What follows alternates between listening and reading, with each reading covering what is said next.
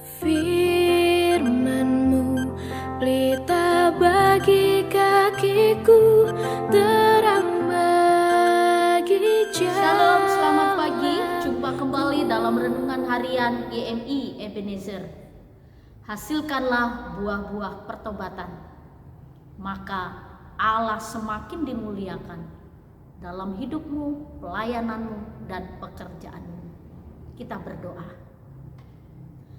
Bapa di surga, kami bersyukur karena Engkau selalu menuntun jalan hidup kami. Tidak banyak yang bisa kami lakukan Tuhan sebagai orang Kristen, tapi kami ingin menghasilkan buah yang memuliakan Tuhan, buah yang menyenangkan hati Tuhan, sehingga banyak orang di sekitar kami boleh melihat betapa besarnya Tuhan yang kami puji. Pagi ini kami akan mendengarkan suara-Mu, Tuhan menolong kami. Di dalam dan demi Yesus Kristus kami berdoa dan mengucap syukur. Amin.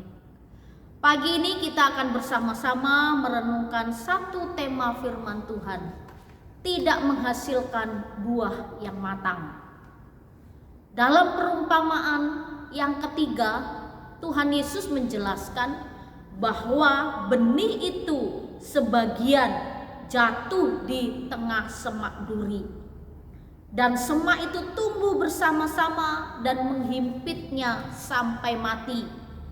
Jadi benih yang ditaburkan oleh penabur jatuh di semak duri. Dia tumbuh bersama dan dihimpit oleh semak duri sampai mati. Apa arti perumpamaan ini? Lalu Yesus menjelaskan, yang jatuh dalam semak duri ialah orang yang telah mendengar firman itu, dan dalam pertumbuhan selanjutnya mereka terhimpit oleh kekhawatiran dan kekayaan dan kenikmatan hidup, sehingga mereka tidak menghasilkan buah yang matang. Ini adalah benih yang jatuh di semak duri, tidak menghasilkan buah yang matang. Orang Kristen yang hidupnya tidak sungguh-sungguh di dalam Tuhan tidak akan dapat menghasilkan buah yang matang. Lalu bagaimana caranya supaya kita bisa menghasilkan buah yang matang? Caranya adalah singkirkan semua kekhawatiran, ketakutan, kenikmatan dunia ini, keserakahan dunia ini, dan kita hanya berfokus pada Tuhan, mengandalkan Tuhan. Bapak, Ibu, serta saudara-saudari, kita bersyukur ketika pandemi COVID-19 menimpa seluruh umat manusia di dalam dunia ini.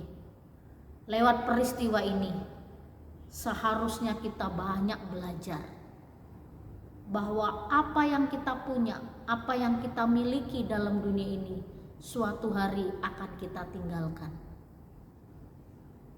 Nah, orang Kristen yang betul-betul mengikut Tuhan terus memperbaiki diri.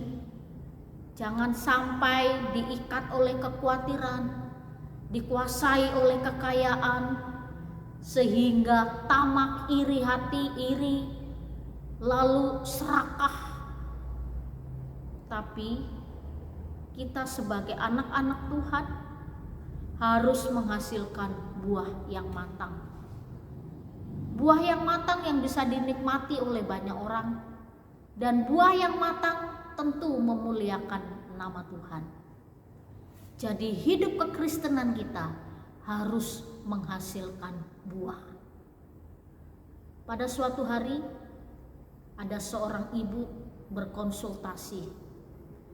Dia tidak bisa mengampuni adik kandungnya sendiri, karena adik kandungnya pernah mengkhianati, adik kandungnya pernah menyakiti, dan adik kandungnya pernah membohongi dia uang sekian ratus juta. Dia tidak bisa mengampuni. Lalu ketika dia berkonsultasi, kita sampaikan, lepaskanlah pengampunan, maka engkau tidak diikat oleh rasa cemas, khawatir, dan takut. Lewat proses demi proses, dia belajar, dia berdoa, dia belajar untuk menerima kenyataan hidup yang sudah hilang uang sekian ratus juta tidak mungkin kembali. Tapi adiknya adalah adik kandung satu darah, satu mama, satu papa. Akhirnya Bapak Ibu serta saudara-saudari, firman Tuhan hidup di dalam hati dan pikirannya, sehingga dia bisa menerima adiknya, bisa mengampuni adiknya. Dan ketika itu terjadi, sesuatu hal yang besar juga terjadi. Ketika mereka sudah bersatu, saling memaafkan, berkat dan rezeki berkelimpahan. Lalu bukan hanya ratusan juta dikembalikan berkat Tuhan yang pernah ditipu oleh adiknya, tapi sang kakak mendapat proyek besar. Ini adalah kehidupan orang-orang yang di dalam Kristus. Jangan sampai kita tidak menghasilkan buah. Ketika kita tidak menghasilkan buah, maka segala sesuatu pun tidak akan menjadi berkat dalam hidup kita. Tapi ketika kita bisa menghasilkan buah lewat pertobatan, perubahan hidup, semakin terbuka segala berkat Tuhan di tengah-tengah hidup kita. Jadi Bapak Ibu serta saudara-saudari, jangan seperti benih yang tumbuh di semak duri, yang terus dihimpit oleh semak duri sampai mati tidak menghasilkan buah. Jadilah orang Kristen yang menghasilkan buah. Terus kita bereskan hidup kita untuk lebih murni mengikut Tuhan. Percayalah, Tuhan akan menolong orang-orang yang hidup dalam ketulusan. Kita berdoa. Terima kasih Engkau sudah mengingatkan kami akan kebenaran hidupku. Kami mau berjuang. Ku angkat tanganku, percaya akan firman-Mu. Selamat pagi. Tak akan Kau meninggalkanku.